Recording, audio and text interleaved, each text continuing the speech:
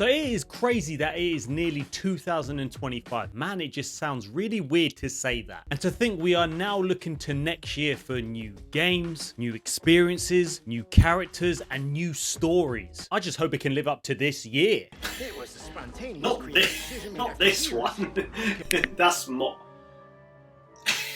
must be some sort of mistake. I'm your daddy now, Shark. I'm your daddy. Shit. You know what I mean. But anyways, there are some amazing single player games coming next year that I cannot wait to play. And also that one game which is probably going to break the internet. Now in number 20 on January 17th, we have Dynasty Warriors Origin, a hack and slash RPG. And there has been a lot of games in this series and I haven't played any of them. Like the first one I believe came out in 97. In this one you play as an unnamed hero and the game is set in the Three Kingdoms periods of ancient China. And it is essentially you versus 1,000 enemies at a time.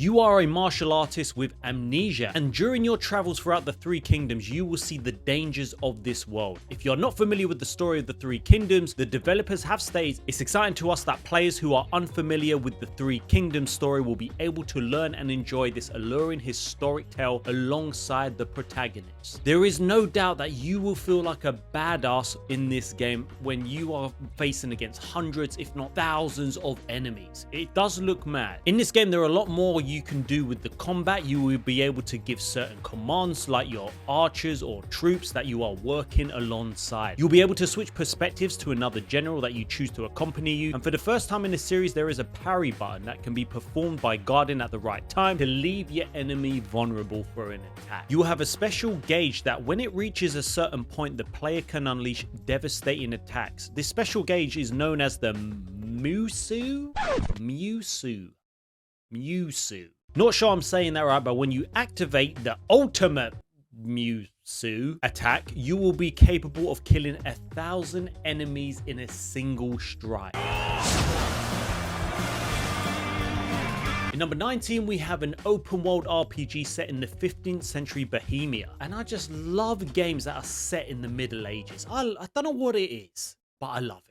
Instantly, the one thing that puts me off though, that it is in first person. You play as Henry, who joins the service of Lord Radzig Kobler. Let's just say Radzig, who leads a resistance against the Sigismund's invasion. Don't know if I said that right either. And you are looking for justice for your murdered family. He later becomes more involved to restore Bohemia's rightful king. Now this looks like a beautiful game, and I just know there's going to be hours and hours in this game with side quests, main quests like searching through shit. Literally. Sometimes it's about fumbling for corpses in a pile of shit. God, what a stench! The dialogue choices remind me a lot of The Witcher 3, and the combat actually looks very impressive, especially for first person. It was quite funny in this gameplay where you're fighting against these enemies and the music's just like do, do, do, do, do, do, do.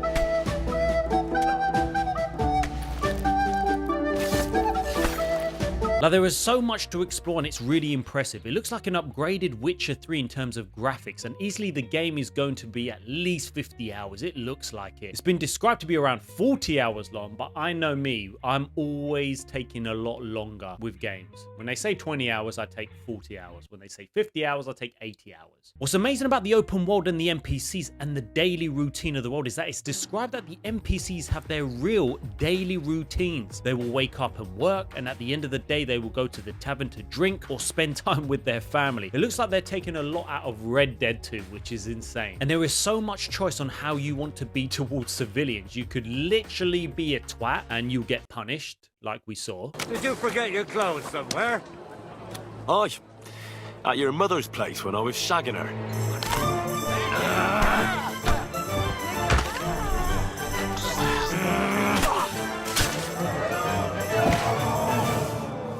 In Number 18, we have Civilization 7, and I won't lie, I've never played any of these games, and this one's probably not for me. But this is a turn-based strategy game that allows you to build the greatest empire you have ever built. Now, if you are familiar with these games, the way Civilization will work is that this one is divided into 3 ages: antiquity, exploration, and modern. And at the start of each age, you'll be prompted to pick a new civilization with options that depend on your current civilization. This is making sense. It is. Like, what I've read is that, for example, Mongolia might show up in your exploration age if you've developed powerful cavalry units, for instance. Leaders are no longer locked to the civilization. The antiquity and exploration ages climax with crisis events, which will require players to adopt more and more crisis policies, if you know what I mean.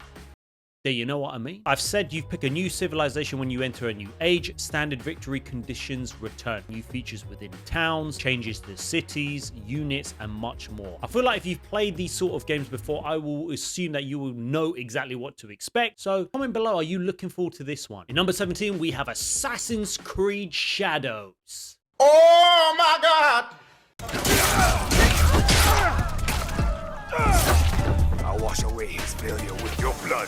What can I say about Assassin's Creed Shadows? We've gone through it numerous times on live streams and videos, but I'm definitely not excited for this. It's crazy that they've actually delayed the game because they're going to polish it. Don't get why you just didn't have the standard before, but that's Ubisoft for you. With the flop of Star Wars Outlaws, they're like, oh, this has to work. As you all know, you will play as 2 characters. Yasuke, who is supposedly a real person, not a samurai, but they tried to make out he was. It just seems so out of context because this is in 1579 feudal Japan. Everyone who were fans of the original were asking for this for such a long time, and now we get this. We did see some gameplay on both parts. Neo's gameplay does look quite good, but Yasuke, he's just a big brute. I want to play as an assassin, you know what I mean? Neo probably fits that. Yasuke's just a big brute. It's like he's not an assassin. Plus, he wouldn't really blend in, would he? He kind of would know who the killer is. But they've definitely had some problems with this game. Yasuke doesn't even fit feudal Japan. Yes, so?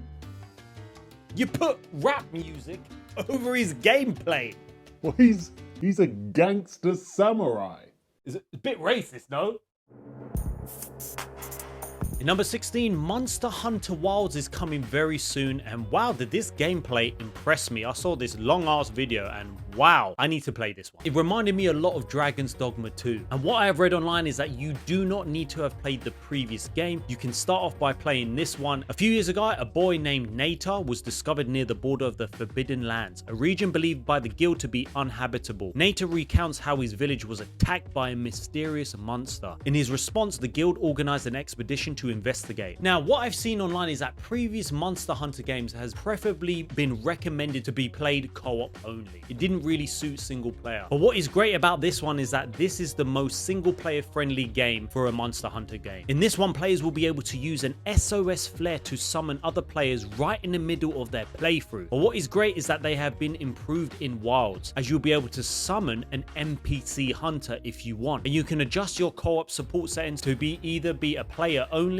or a support hunter. That's great because I'm going to be playing this preferably alone. The character models look crazy and the environments are jaw-dropping, and what is so cool, as the environment changes, this will change the behavior of these monsters. You'll have to find out what the weaknesses are to these monsters, also making sure to disperse packs of monsters before engaging in battle. Strategy is so important in this. There is wildlife to explore and there are base camps to craft weapons, resupply, and more. And you can even have a pop-up camp to bring with you so you can change equipment, restock supplies, and I assume rest. Just be careful where you place these, as monsters can come and tear these down. This is looking like such an ambitious game, and when choosing your weapon, there are 14 types to choose from to suit your playstyle. Man, I cannot wait for this. Now, in number 15, I used to be a massive fan of Indiana Jones. I watched the films with my dad back in the day. As you may know, Indiana Jones The Great Circle will be coming to PS5 next year on December 9th, which is quite a way. And what is crazy is that Troy Baker is voicing Indy. My God, he is the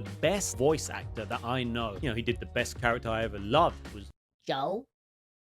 I didn't even know it was indie. That's how crazy he is. Like, he sounds totally different from Joel. It's just amazing. Since I'm a huge fan of Uncharted, Tomb Raider, Indiana Jones is exactly that vibe. Yes, it's first person, but it looks so damn impressive with different weapons, Indy's camera, guns, and I cannot wait to try and solve these puzzles and just experience a new story. You know, I miss the Uncharted game. You follow in the theft of an artifact from Marshall College, and Jones heads to the Vatican to investigate. He discovers that sites of spiritual significance have been built throughout history, realizing that their locations form a perfectly aligned circle around the globe. There are some bits that turn into third person, like when he's climbing, or what I've seen in the trailers, but this is one to look out for if you're an Uncharted fan.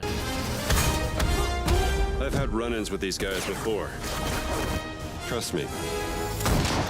It ain't a walk in the park. Now in 2025, hopefully, Mafia, the old country will be coming. And this is going to be a prequel set in the 1900s. And they have described that it will be a gritty mob story set in the underworld, and that we will be uncovering the origins of organized crime. Now we do have a trailer and we got some really cool shots, and I am super hyped to see more, which it does say December 2024 we are going to see more. So I'm hoping that we get some sort of release day, some more gameplay. Gotta have some gameplay, definitely. But what else is cool about this is that there will be an option to have it in Sicilian, which is crazy. This is going to feel so authentic. Now we have Astro Pulse Reincarnation, and this trailer just made me have more questions than answers. It is annoying that we've only seen a cinematic trailer. I always get dubious when I see like a 5-minute cinematic trailer or anything like that, because you want to see gameplay. Nevertheless, I believe this is planned to be coming in 2025. Now we basically get this demonic dude that gets reincarnated, and he has flashback memories. So this does look quite crazy, and what is great is that this will be a third-person shooter RPG single player game. It takes place in a future Earth that has been ravaged by war and a meteorite strike that altered the planet's evolution. New species and civilizations have emerged and are struggling for survival. And the game centers on the ancient cosmic energy Astropulse, which arrived on the planet 250 million years ago and caused a biological catastrophe.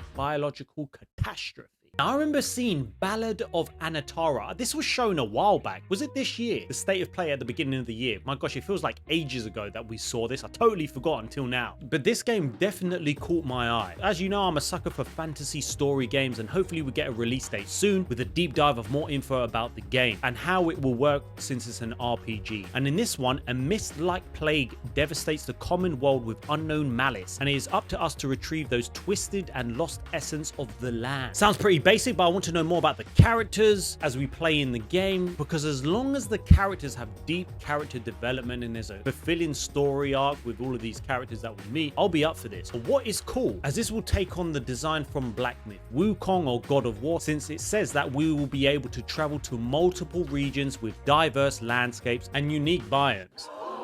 No, I said diverse landscapes. Don't worry, you hear the word diverse and you're like, oh damn it, panic. We have Little Nightmares 3 coming in 2025, and I've only played a small amount of Little Nightmares 2. I can't really remember, but this was a clever game. But with Little Nightmares 3 coming, there's going to be a step up, because I have only heard good things about the first two. And for an indie title, this was very beautifully designed. 2 new protagonists in this one, and damn, in that trailer, the description, it made me think, please, we are not going to betray our friend, because it did say, in the darkest of places you ought to think twice before letting a friend down.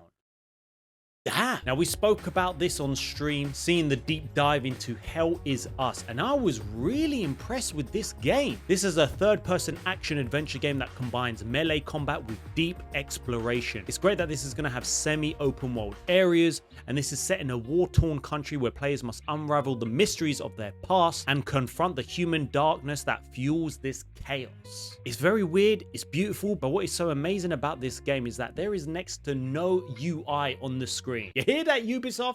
Actually, that's the least of your problems now. So you're going to have to listen to these characters in such depth. If you remember seeing the video, you have to listen to the dialogue of these NPCs as they will describe where to go. They parked their APC just beyond the woods, to the north.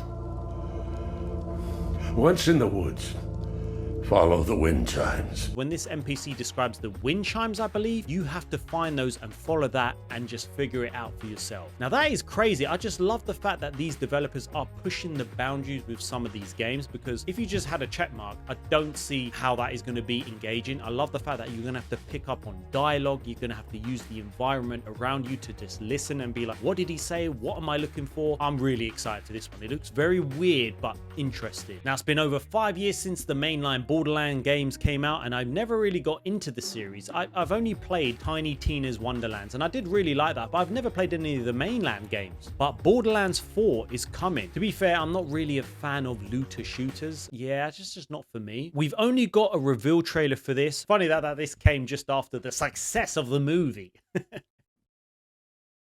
Not much has been said apart from Gearbox saying the following: all of us at Gearbox have massive ambitions for Borderlands 4 and are putting everything we have into making everything we love about Borderlands better than ever before, while taking the game to new levels in exciting new directions. And if you're not a fan of looter shooter, you might not be excited for this, because Borderlands 4 will put you in the role of a legendary vault hunter, and as you blast your way through hordes of enemies in search of new treasures to loot on all new planets. So it's going to be a looter shooter.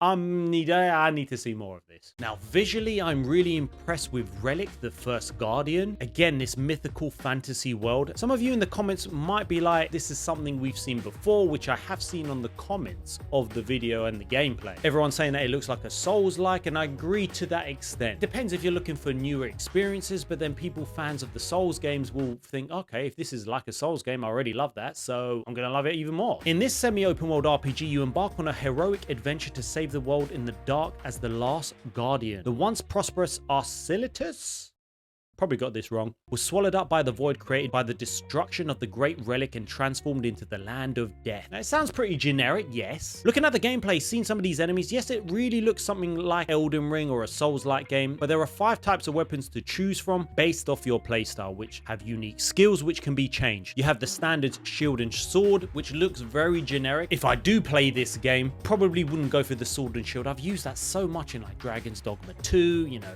Elden Ring, and I feel like I would need a change of pace. But you get daggers, battle staff, two-handed weapons, and more. Hopefully they can make some improvements on what people are saying in the comments, but I do think with these new games, because they are heavily inspired by Souls-like games, hopefully they turn it into their own and it's not just the generic knockoff Souls game. We're gonna have to see more. Now, number 7, we have a new single-player action-adventure game, and I've just seen some more and more gameplay of Crimson Desert, and wow, does this game look incredible. This looks so intriguing, and I have to say, when the developers release an hour of gameplay, you can only applaud them for that. What companies do that? It was Ubisoft. They will have a 72-minute CGI trailer. You play as Cliff, and the game is set on the continent of Pywell. Probably got that wrong as well. Takes place in the same fantasy world that the Black Desert Online fans are familiar with. Pywell is a vast but divided continent that you'll have to travel to. It sounds like after the power struggle, after the king is fallen into a coma, and this means a hell of a lot of enemies are after you. The gameplay that was an hour was crazy, because it seemed that all of a sudden you nearly get killed, or you do get killed, and I am assuming you survive. And the combat looks thrilling, it looks exciting, and you have some cool abilities. Honestly, this reminds me of like the Assassin's Creed. This is where Assassin's Creed should be. The game just looks beautiful, and there's some like Assassin's Creed sort of vibe with like, not the Apple of Eden, but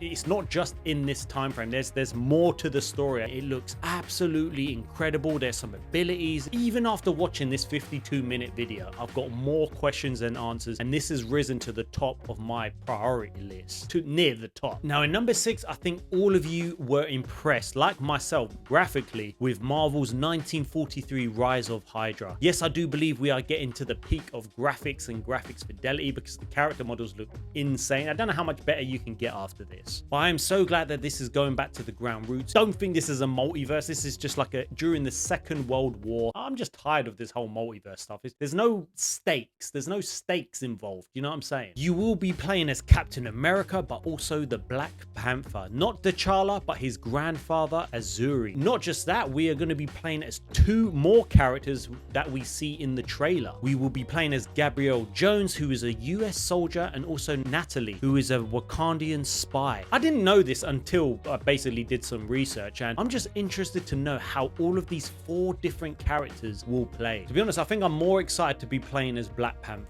The trailer hasn't shown any gameplay, and I really do hope they show us some gameplay very soon. It does look like a beautiful game. I know it's only a trailer, but I cannot wait to see more. In regards to the story, it looks like Captain America and Black Panther are both after something or the same person. By hearing what Captain America says, that there is another super soldier serum guy who's literally running around. By my count, that makes 2 super soldiers loose in Paris. 3, counting you. And that's 2 too many. Yeah, I know. This is making me quite intrigued. Now, supposedly we have a game called Exodus coming in 2025, and yes, we have a cinematic trailer, but this sci-fi action adventure game looks crazy. Even though we got a cinematic trailer, there are some gameplay at the end. But what's so interesting about the trailer is how time works. Now, he says in the trailer that the Celestials hunted the main character and his partner, and I am assuming he lures them away from her, which he then describes what happens. I knew they'd keep chasing us until they ripped our ship apart. And I had to save her. I led them away from this world, away from her. We both knew the cost of using the gates. When you travel at light speed, time slows to a crawl. It was only days for me, but an entire lifetime passed for her. So it is crazy how time will stay still for him as he's traveling through wherever he's traveling to. A lifetime will pass with his partner. That is crazy. Then at the end of the trailer, we did get some pre-alpha footage, which I was buzzing about, and wow, it does look good. Now, number 4, Phantom Blade Zero. I've spoken about this a few times, and I cannot wait for this one. This looks incredible. I do believe this was supposedly going to come this year. You didn't get an announcement, but that's what people were saying. It should be coming in 2025. You play an assassin, and during his mission he is killed, but a mysterious healer manages to bring you back to life. You literally have 66 days to live, and you must do what you can to survive. Asian developers are killing it in every way. They're doing a much better job than the Western world. I think they should take note from Asian companies. They probably won't. You've got crazy abilities, and looking at this damn boss fight, oh gosh.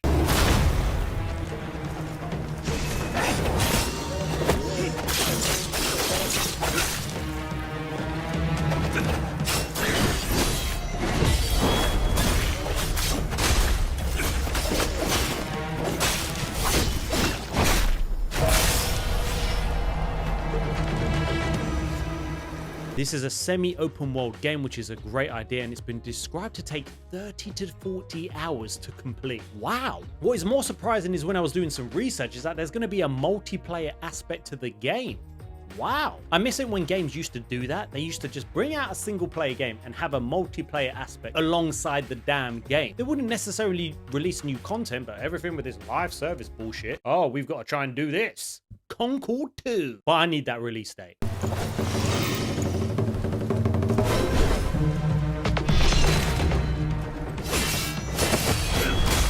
Now, number 3, some of you would have loved or hated Death Stranding 1, but we are getting Death Stranding 2 on the beach. I couldn't tell you how much I liked the first game. Well, I could just tell you how much I liked I really liked the first game. Now, don't get me wrong, I had to listen to a lot of YouTube videos about the story and some explanation because the way it was told, I was just more confused. Now, yes, the first part of the game is a lot of delivering packages and you just feel like a UPS man, but it does open up from like chapter 4 and 5. You need to give this a try if you're not too sure. But with Death Stranding 2, we're not actually sure what the story is, but I'm gonna have to play Death Stranding 1. We haven't got any real gameplay. We've seen snippets of gameplay. We've seen a lot of CGI trailers, which I'm still confused, but I have to say I'm very excited for this one. Still on the brink of extinction. Don't act like you don't see it. A lot of things changed after you went off on your own, especially within the UCA. Bridges no longer oversees the distribution network. They withdrew once things were up and running. So your friends and co-workers all went their separate ways. Within network coverage, there's no need to rely on human porters anymore.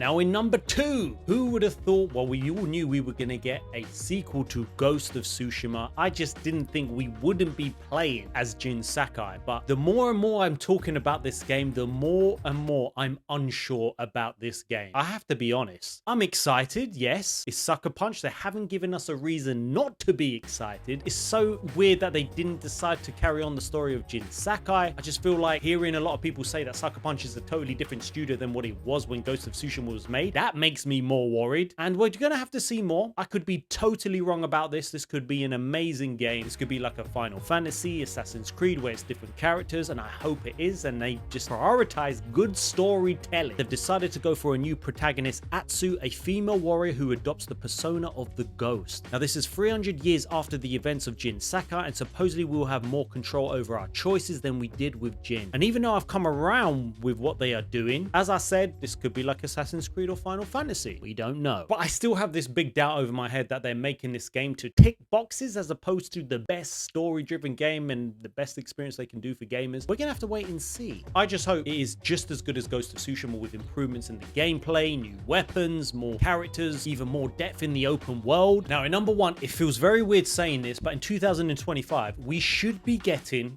Grand Theft Auto 6. That sounds so weird. It doesn't seem true. This could be delayed. Yes, it could be delayed to 2026. My gosh, that would be so long for a GTA game. Oh my gosh. I don't think I would ever see GTA 7 after that. I'm only 32. Now, I have to say, this game will definitely break the internet when this gets released. If this gets released. And God knows how much this is going to cost. I'm going to say it's going to cost at least £100. Like, you just don't know. People will buy it. As you know, we will play as 2 protagonists, a female protagonist, but also her partner, who's called Jason, and she's called Lucia. Now, it looks like they are looking to attempt a big score, but apart from that, there is not much we know. I assume she came out of prison like we see in the trailer. Then I guess she goes back to her own ways and decides to just make loads of money and become a criminal. I am more intrigued at what the hell this game will bring. The absolute madness that's going to come with this game. I am definitely going to take a week off work for this. Screw it. I've been doing some research and it looks like the improvements on this game is going to be crazy. And what I found on this website is that they stated that the engine they will use will be Rage version 9, and there is going to be some massive improvements from even Red Dead 2. Game physics such as water physically simulated in real time, more realistic time management, morning, day, evening and night, quality of rendering, textures, lighting, clouds, artificial intelligence. This is the interactions with NPCs, the police and reactions. I'm also hearing things like, depending if you're wearing a bandana or you commit crimes, and if someone sees your face, they will be able to identify you, which blows my mind. So it matters if you're covering your face because they will give a description to the police. Like, it's just can't believe how crazy this is going to be. Now, there are a few games that I haven't mentioned only because they haven't said they're planned for 2025, and I don't want to include them because I've seen no evidence that they will be coming this year. I could be wrong. Now, I haven't mentioned obviously Wolverine. Do you remember that game? Do you remember it? Like, do you remember it? I just never spoke of again. Not sure if that's going to be coming. We have the Max Payne remake as well, which I don't know when this is planning to come out, but hopefully it might be coming next year. I'm hoping that Metal Gear Solid Snake Eater will be coming next year, although I haven't seen a release date and they haven't said anything. I think it might, but I haven't put it on this list just because of that reason. And also Hollow Knight Silksong. Do you flipping remember that? My gosh, this was supposed to come out like 2 years ago. We've absolutely heard nothing of this game. But I want to know your thoughts of the games coming in 2025. Are you excited? Which ones are you looking forward to? Are there ones on the list that you were like, oh wow, that's caught my eye? Drop your thoughts in the comments and let me know. Let's take a look at the comment of the day from my previous video. First impressions of Until Dawn. Shout out to Gunnar Fredrickson. Played the original and it was great. Lots of choices to make and not everyone is a good one. But this is a game that everyone should try. I've been really enjoying my time with Until Dawn. I haven't played much after the gameplay I have released, but I'm excited to dive more. I'm halfway through probably Silent Hill 2, which I've been playing off stream and on stream. Loving the game. It's a very slow, dark game, but I am loving it. And I'm just trying to think what the hell is going on. But Until Dawn, again, if you've already played the original, don't see why you would spend and waste that money. Only because I've never played the PS4 version, I thought, why not buy the PS5 version? Only got one crash so far, so yeah. See you soon.